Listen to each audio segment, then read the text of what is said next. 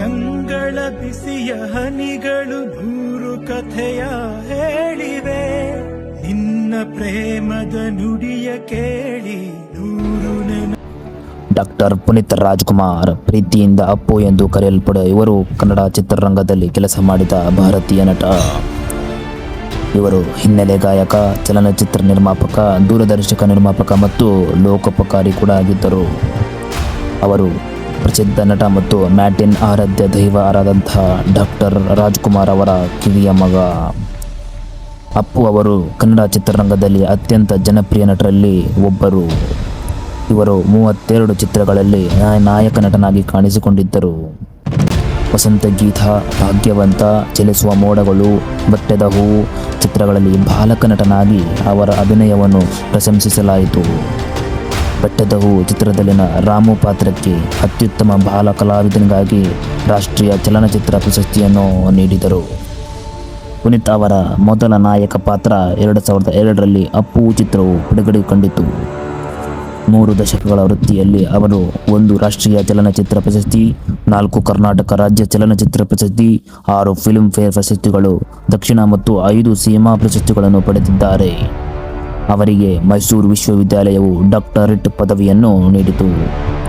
ಕರ್ನಾಟಕ ಸರ್ಕಾರವು ನವೆಂಬರ್ 1, 2022ರಂದು ಪುನೀತ್ ಅತ್ಯುತ್ತಮ ನಾಗರಿಕ ಪ್ರಶಸ್ತಿಯನ್ನು ಅಂದರೆ ಕರ್ನಾಟಕ ರತ್ನವನ್ನು ನೀಡಿದ್ದಾರೆ.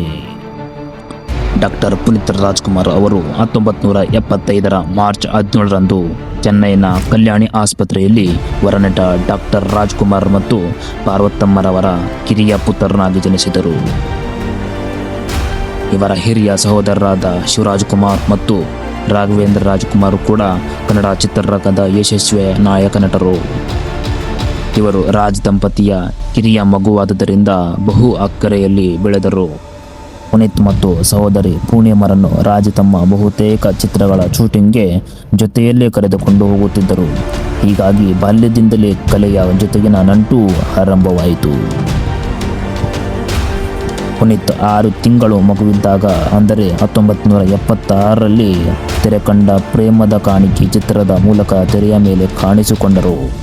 ನಂತರ ಬಂದ ಸನಾದಿ ಅಪ್ಪಣ್ಣ, ತಾಯಿಗೆ ತಕ್ಕ ಮಗ, ವಸಂತ ಗೀತ, ಭೂಮಿಗೆ ಬಂದ ಭಗವಂತ ಹೀಗೆ ಹಲವು ಚಿತ್ರಗಳಲ್ಲಿ ಕಾಣಿಸಿಕೊಂಡರು. ಪುನೀತ್ ರಾಜ್ಕುಮಾರ್ ಅವರು ಗಾಯಕ ನಟನಾಗಿ ಸುಮಾರು 50ಕ್ಕೂ ಹೆಚ್ಚು ಚಿತ್ರಗಳಲ್ಲಿ ಹಾಡಿರುವ ನಾಯಕ ನಟ. ಗಾಯನದಿಂದ ಬರುವ ಸಂಪೂರ್ಣ ಹಣವನ್ನು ಸಮಾಜದ ಸೇವೆಗೆ ವಿನಿಯೋಗಿಸುತ್ತಿದ್ದರು. ಕಿರುತೆರೆಯಲ್ಲಿ ನಿರೂಪಕರಾಗಿ ಕನ್ನಡದ ಕೋಟ್ಯಾಧಿಪತಿ 2 ಸೀಸನ್ಗಳನ್ನು ಮತ್ತು ಫ್ಯಾಮಿಲಿ ಪವರ್ ಎಂಬ ರಿಯಾಲಿಟಿ ಶೋಗಳನ್ನು ನಿರೂಪಿಸಿದ್ದಾರೆ. ಇವರು ಮೈಸೂರಿನ ಶಕ್ತಿಧಾಮ ಆಶ್ರಮದ ಮೂಲಕ ಸಮಾಜ ಸೇವೆಯಲ್ಲಿ ತೊಡಗಿದರು.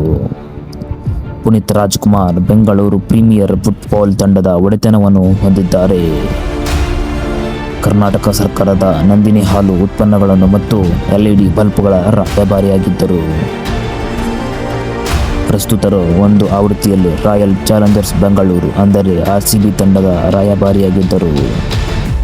ಡಾಕ್ಟರ್ ಪುನೀತ್ ರಾಜ್ಕುಮಾರನ್ನ ಅಪ್ಪು, ಯುವರತ್ನ, ಪವರ್ ಸ್ಟಾರ್ ಎಂದು ಕರೆಯಲಾಗುತ್ತಿತ್ತು.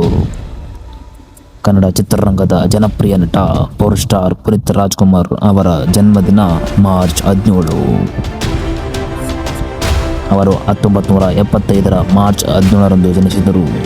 ಪ್ರತಿ ವರ್ಷ ಅಭಿಮಾನಿಗಳು ಈ ದಿನವನ್ನು ಸಂಭ್ರಮದಿಂದ ಆಚರಿಸುತ್ತಾರೆ ಮತ್ತು ಬೆಂಗಳೂರಿನ ಕಂಠೀರವ ಸ್ಟುಡಿಯೋದಲ್ಲಿರುವ ಅವರ ಸಮಾಧಿಗೆ ಪೂಜೆ ಸಲ್ಲಿಸುತ್ತಾರೆ. ಪುನೀತ್ ರಾಜ್ಕುಮಾರ್ ಅವರು ಜಾತಿ ಧರ್ಮಗಳ ಭೇದ ಭಾವವಿಲ್ಲದೆ ಎಲ್ಲರನ್ನೂ ಪ್ರೀತಿಸುತ್ತಿದ್ದ ವ್ಯಕ್ತಿತ್ವದವರು. ಅವರ ಕುಟುಂಬವು ಜಾತಿ ಧರ್ಮದ ವಿಷಯಗಳನ್ನು ಎಂದಿಗೂ ಎತ್ತಿ ಹಿಡಿಯಲಿಲ್ಲ. ಅವರು ಜಾತಿಗಿಂತ ಮಾನವೀಯತೆಗೆ ಮತ್ತು ಸಮಾಜ ಸೇವೆಗೆ ಹೆಚ್ಚಿನ ಮಹತ್ವ ನೀಡುತ್ತಿದ್ದರು. ಅಂದು ಅಕ್ಟೋಬರ್ 29, 2021ರ ಬೆಳಗ್ಗೆ ಜಿಮ್ ಮಾಡುವಾಗ ಲಘು ಹೃದಯಾಘಾತದಿಂದ ಕುಸಿದು ಬಿದ್ದ ಪುನೀತ್ ಹತ್ತಿರದ ರಮಣಶ್ರೀ ಆಸ್ಪತ್ರೆಗೆ ದಾಖಲಾದರು. ತುರ್ತು ಚಿಕಿತ್ಸೆಯ ನಂತರ ಪುನೀತ್ ಅವರನ್ನು ವಿಕ್ರಮ್ ಆಸ್ಪತ್ರೆಗೆ ತೀವ್ರ ನಿಗಾ ಘಟಕಕ್ಕೆ ದಾಖಲಾದರು. ಆದರೆ ನಮ್ಮೆಲ್ಲರ ಪ್ರೀತಿಯ ಅಪ್ಪು ಚಿಕಿತ್ಸೆ ಫಲಕಾರಿಯಾಗದೆ 11:45ರ ಸುಮಾರಿಗೆ ನಿಧನರಾದರು. ಕನ್ನಡ ಚಿತ್ರರಂಗದ ಟಾಪ್ ನಟರಲ್ಲೊಬ್ಬರು ತನ್ನ ಜೀವನ ಮತ್ತು ಸಿನಿಜೀವನದ ಉತ್ತುಂಗದ ಕಾಲದಲ್ಲಿಯೇ ನಿಧನವಾಗಿದ್ದು ಕನ್ನಡ ಚಿತ್ರರಂಗದ ಪಾಲಿಗೆ ದುರ್ದೈವವೇ ಸರಿ. ನೋಡ್ರಿ, ನಮ್ ಲೈಫ್ ಮನ್ಸು ಒಂಥರ FM ರೇಡಿಯೋ ಇದ್ದಂಗೆ. ರೇಡಿಯೋಲಿ ನಾವು ಹೇಗ್ ಚಾನೆಲ್ ಚೇಂಜ್ ಮಾಡ್ಬೋದೋ ಅದೇ ರೀತಿ ನಮ್ಮ ಮನ್ಸಲ್ಲಿ ಕೂಡ ನಮ್ಮ ಮೂಡ್ಗಳನ್ನ ಚೇಂಜ್ ಮಾಡ್ಬೋದು. ಇದೆಲ್ಲ ನಮ್ ಕೈಯಲ್ಲಿದೆ. ನಾವು ಹ್ಯಾಪಿಯಾಗಿರ್ಬೇಕು ಅಂದ್ರೆ ನಾವು ಹ್ಯಾಪಿಯಾಗಿರೋ ತರ ಟ್ಯೂನ್ ಮಾಡ್ಕೋಬೇಕು. ಬಟ್ ನನ್ ಮೂಡು ಯಾವಾಗ್ಲೂ ಹ್ಯಾಪಿಯಾಗಿರುತ್ತೆ. So I am always happy.